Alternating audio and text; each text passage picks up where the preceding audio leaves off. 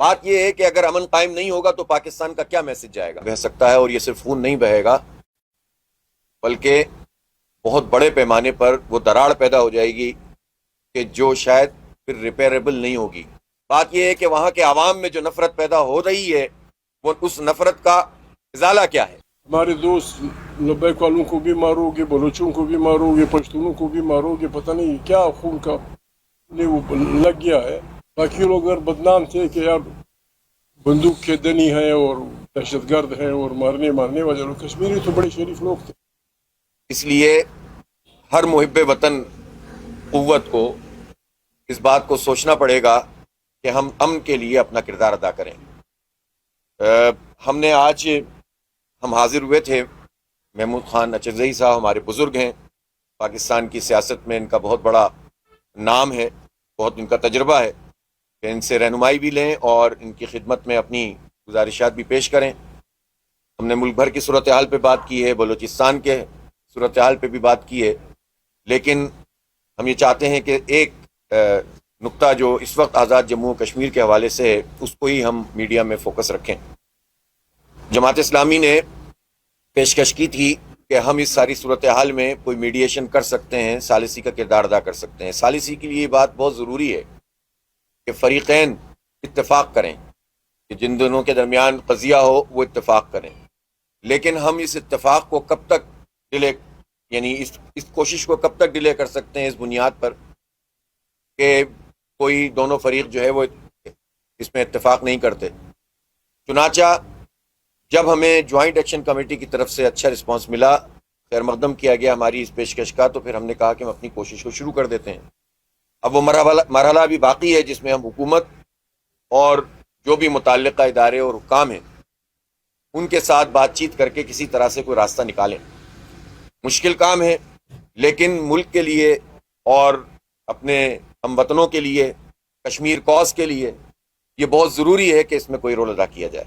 چنانچہ آج آپ نے دیکھا تھا کہ پی ٹی آئی کے لیڈرشپ سے بھی ہم نے ملاقات کی اور اس وقت خان صاحب نے بھی ہمیں وقت دیا، ہم نے یہ گزارشات ان کی خدمت میں بھی پیش کی ہیں، انہوں نے بھی ایک کوشش کی ہے اور ان کا ارادہ تھا کہ وہاں جائیں، لوگوں کے ساتھ بات چیت کریں، لیکن انفارچونیٹلی حکومت کی طرف سے وہ اقدامات نہیں کیے گئے ہیں جس کے نتیجے میں کوئی کوشش فروٹفل ہو سکے۔ لیکن ہم مایوس نہیں ہیں، کم از کم جماعت اسلامی نے اس بات کو طے کیا ہے کہ ہم اس میں پیش رفت کریں گے اور جتنا ممکن ہو سکے کنسنسس حاصل کرنے کی کوشش کریں گے۔ ہم حکومت سے البتہ یہ ضرور کہنا چاہتے ہیں کہ ایک ہوتا ہے احتجاج کرنے والا گروہ یا پارٹی یا لوگ کہ جو اپنے مطالبات لے کر چلتے ہیں، ان کی پوزیشن اور حکومت کی پوزیشن میں فرق ہوتا ہے۔ حکومت ایک ذمہ دار ادارہ ہوتا ہے، حکومت با اختیار ہوتی ہے، جس کے پاس جتنا اختیار ہوتا ہے اتنی اس کی ذمہ داری زیادہ ہوتی ہے۔ چنانچہ یہ نہیں ہو سکتا کہ حکومت یہ کہے کہ چونکہ وہ یہ نہیں کر رہا ہے تو لہٰذا ہم یہ کریں گے۔ بات یہ ہے کہ اگر امن قائم نہیں ہوگا تو پاکستان کا کیا میسج جائے گا؟ بات یہ ہے کہ آزاد جموں و کشمیر میں آئندہ جمہوریت کا کیا مستقبل ہوگا؟ بات یہ ہے کہ وہاں کے عوام میں جو نفرت پیدا ہو رہی ہے وہ اس نفرت کا ازالہ کیا ہے؟ کہ جب ہمارے پاس ان سوالوں کے جواب نہیں ہیں تو پھر چاہے کچھ بھی ہو ہمیں مذاکرات، بات چیت اور امن کے حوالے سے ہی آگے بڑھنا ہوگا۔ البتہ ہم یہ بات جانتے ہیں، ہم سب اس بات سے واقف ہیں کہ پاکستان کے فریم ورک میں رہتے ہوئی بات ہوگی۔ ایسا نہیں ہو سکتا کہ ہم وہ نیریٹو اختیار کر لیں کہ جو پاکستان مخالف نیریٹو ہے۔ لہٰذا جوائنٹ ایکشن کمیٹی سے بھی ہماری پہلی بات ہی یہی ہے کہ اس نیریٹو کے ساتھ تو گفتگو آگے نہیں بڑھ سکتی۔ البتہ مطالبات کی جتنی شکلیں موجود ہیں اس سب پر بات چیت ہو سکتی ہے اور اس کے لیے تبادلہ خیال کے ذریعے سے مسئلے کو حل کیا جا سکتا ہے۔ میں زیادہ تفصیل میں اس لیے نہیں جاؤں گا کہ پھر بات سے بات نکلتی ہے اور پھر کوئی بھی کوشش جو ہے وہ فروٹفل ثابت نہیں ہوتی۔ اللہ کرے کہ اس کوشش میں اللہ برکت ڈال دے اور لوگوں کے دلوں میں یہ بات اتر جائے اور کسی طرح آزاد جموں کشمیر کے جو یہ خراب حالات ہیں وہ بہتر ہو جائیں۔ میں اب چاہوں گا کہ خان صاحب آپ اظہار خیال فرمائیں۔ تھوڑا بولیں نا بھائی، آپ تو کشمیر کے ہمسائے ہیں۔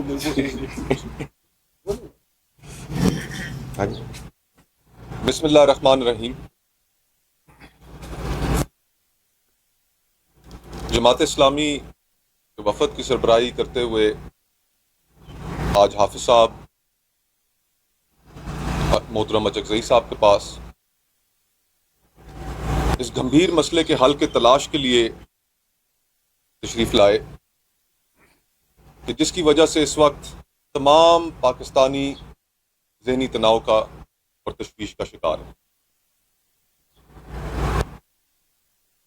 ثالثی، کسی بھی جھگڑے کو ختم کرنا، لوگوں کے دل آپس میں جوڑنا، یہ خیر و برکت کا کام ہے۔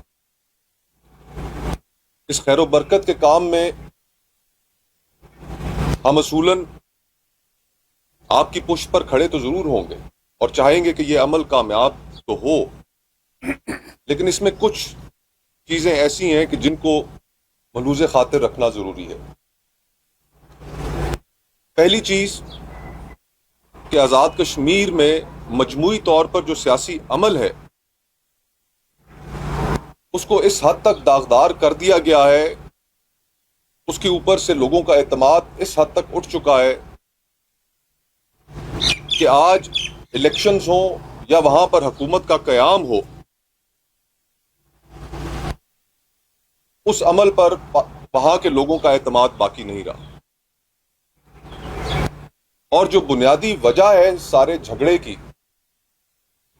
12 سیٹیں جو پاکستان میں مہاجرین کے نام پر جن پر الیکشن لڑا جاتا ہے، اور پھر انہی 12 سیٹوں کو آزاد کشمیر میں بیلنس آف پاور اور حکومت سازی کے مقصد کے لیے استعمال کیا جاتا ہے۔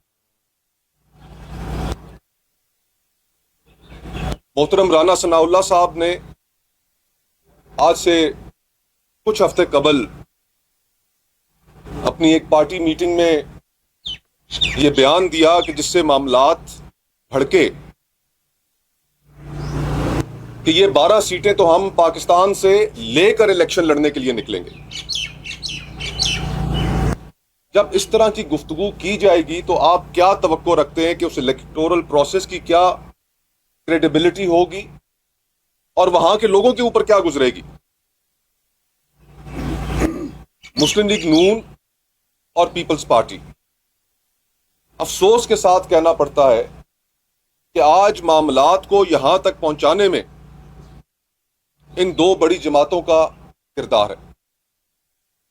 پیپلز پارٹی کی وہاں پر حکومت ہے، ان کے وہاں پر وزیر اعظم ہے، ان کے وہاں پر اسپیکر ہیں، ان کے وہاں پر قائم مقام صدر ہیں، ان کے وہاں پر وزراء ہیں، لیکن آج وہی جماعت جو باقی ملک میں تو گفت و شنید کی بات کرتی ہے، لیکن وہاں پر ایک ایسا عمل اختیار کیے ہوئے ہے کہ جس سے وہاں کے معاملات مزید بگڑ رہے ہیں روز بروز۔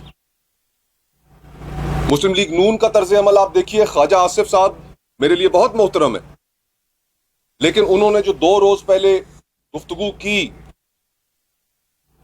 آپ لوگوں کو بجائے اس کے کہ انگیج کریں، دونوں جماعتوں کے قائدین، رہنما، حکومتیں مسلسل یہ کوشش کر رہی ہیں کہ کس طرح اس آگ کو مزید بڑھایا جائے۔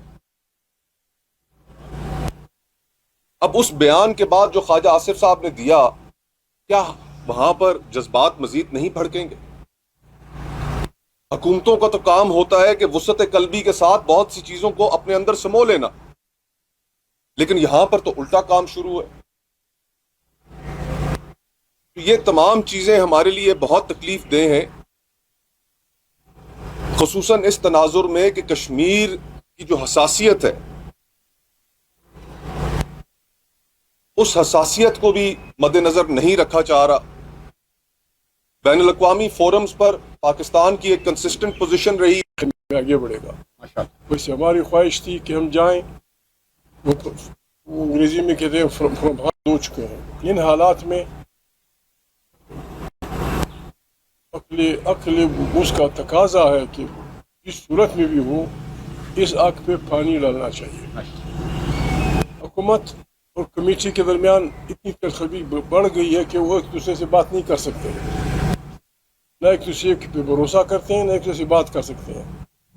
حکومت کو بھی چاہیے، جو بھی حکمران ہیں ان کو بھی چاہیے कि दरमियान में ऐसे लोगों को डालें जिन पे उनके साथ मौलाना फजल रहमान साहब कश्मीर कमेटी के चेयरमैन रहे हैं, हाफिज साहब वालों की कश्मीर के बारे में हमसे ज़्यादा वाकफियत भी है, वो भी है। किसी को हर सूरत इसमें पढ़ना पड़ेगा। हमारे दोस्त लब्बैक वालों को भी मारोगे, बलोचों को भी मारोगे, पश्तूनों को भी मारोगे, पता नहीं क्या खून का उन्हें वो लग गया है। फिर सब की मेहरबानी आए थे, हमसे जो हो सका, जो हमसे कोई इमदाद हो सकी, जो हमसे कोई कॉपरेशन हो सकी, हम आपको भी देंगे, हर उस आदमी को देंगे जो इस कार्य खैर में आगे बढ़ेगा। वैसे हमारी ख्वाहिश थी कि हम जाएं, वो अंग्रेज़ी में कहते हैं फ्रॉम हास इज़ माउथ, कमेटी वालों से सुने कि क्या है। मैंने हाफिज भाई से पहला सवाल ये किया था, मैंने कहा ये हालत यहाँ तक पहुँची क्यों? कश्मीर जैसे लोग, बाकी लोग अगर बदनाम थे कि यार बंदूक के दनी हैं और दहशतगर्द हैं और मारने वाले लोग, कश्मीरी तो बड़े शरीफ लोग थे, वो इस हद तक क्यों पूछे कि आपको उन्हें या उनको आपके खिलाफ सख्त स्टैंड लेना पड़ा? बल खुदा करे, खुदा इस मुल्क पे रहम करे। रहम के लिए भी एक ख़ास माहौल हो चाहिए, हम सबको तौबा करनी चाहिए, शहबाज से लेकर जर्नलों तक, जर्नलों से लेकर हाफिज भाई तक, मैं भी शामिल। हमें तौबा करनी चाहिए और तौबा करके बिस्मिल्लाह करके इस मुल्क को इन बलाओं से निजात दिलानी होगी, वरना खुदा न खास्ता हमारी बदअमली एक अच्छे खासे मुल्क को मुश्किल में डाल दी। आपका बहुत बहुत शुक्रिया। ये जनाब मेरे ख्याल से सुबह आपने बहुत जी आसिम मुनीर साहब सब पूरी दुनिया में आग बुझा के ईरान का इतना बड़ा मसला हल कर, ये तो पाकिस्तान का छोटा सा मसला क्यों हल कर रहा है? तो यही तो इसीलिए तो खड़े हैं यहाँ पर। एक हद तक आप क्या समझते हैं कि इलेक्शन एग्जैक्टली 1 महीने बाद 5 जनरल इलेक्शन, उनका आइन कहता है कि इलेक्शन होके रहेंगे, क्या हालात ऐसे साजगार बनते हैं कि आप ये जो बेड़ा उठाया है ये 1 महीने के अंदर अंदर मामला मैं बात बिस्मिल्लाह आप देखें, अभी हम ना इस सारे मौजू पर बात नहीं कर रहे हैं, इसलिए कि जब हम उसूली बात यह है कि इलेक्शन होना चाहिए और सही होना चाहिए। देखें, ये जो सवाल है ना वो बहुत बुनियादी सवाल है जो खान साहब ने किया कि भाई पहले बताएं कि हालात यहाँ तक पहुँचे क्यों। इसलिए लोगों में ये अनरेस्ट क्रिएट होता है जब आप मैंडेट का एहतराम नहीं करते।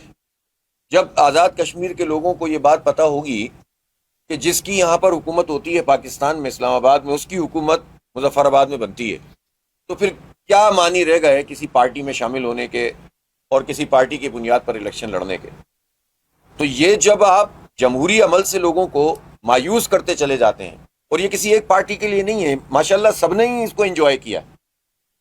यानी उस वक्त कि जब किसी पार्टी को फ़ायदा मिल रहा होता है तो वो पार्टी जो है ये नहीं देखती है कि इसका बाद में उसे नुकसान भी होगा या मुल्क को नुकसान होगा। तो ये सारी पार्टियां ये काम करती हैं, जिसकी वजह से ये पार्टियां डिस्क्रेडिट होती चली गई और एक तनाव पैदा होता चला गया, एक गुस्सा पैदा होता चला, उस गुस्से को किसी ने जुबान दे दी और उसके नतीजे में वो बात आगे बढ़ती चली गई। इसलिए जब तक रूट कॉज को नहीं पकड़ेंगे तो मसला हल नहीं होगा। लेकिन अभी हम वो सब काम भी करेंगे इंशाअल्लाह, अल्लाह ने चाहा तो इन सब चीज़ों पर भी एक पूरा इत्तफाक राय पैदा हो, ताकि मुल्क में इस तरह शबखून जमहूरियत पे भी ना मारा जाए और लोगों की राय पर भी ना मारा जाए और मुसल्लत ना किया जाए। लेकिन इस वक्त तो पहला काम यह है कि किसी भी तरीके से इस सिचुएशन से हम बाहर आएँ, फिर बैठ कर बात करेंगे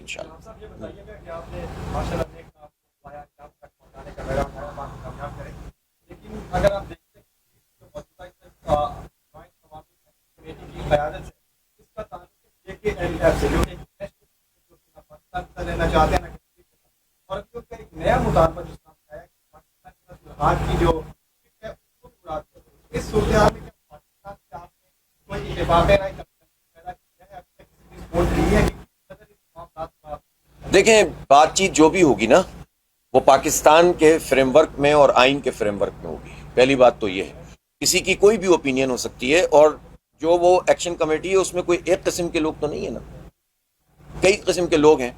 तो हम पाकिस्तान मुखालिफ तो किसी भी चीज़ को लेकर नहीं चल सकते, सब जानते हैं इस बात को, वो खुद भी जानते हैं। जिन्होंने हमारी सालिसी को का खैर मकदम किया है वो ये बात हमारी इस पोजीशन को बहुत अच्छी तरह जानते हैं, और अगर वो जमात इस्लामी को ही ना जानेंगे तो किसको जानेंगे। तो इसलिए हमें इससे गरज नहीं है कि कौन कौन लोग किसी जगह पर मौजूद हैं, हमें इससे गरज है कि इस फ्रेमवर्क में रहते हुए अमन को तलाश करना और खूनरेजी से बचाना और मसले को हल करना, और बैनुल अक़वामी सतह पर जग हसाई से बचने के लिए जो किया जा सकता है वो हम करेंगे। बहुत शुक्रिया।